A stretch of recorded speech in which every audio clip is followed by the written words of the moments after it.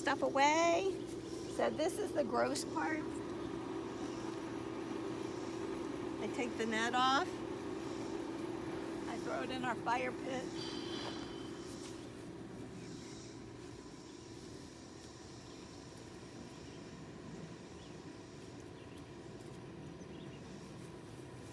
And I'm gonna rinse it out and put it inside the shed next to the chlorine. And I'm gonna roll up the hose and put it back. And then the vacuum, right when you go inside the shed door, is on the right with all the nets and fishing poles and stuff. Thank you, have fun.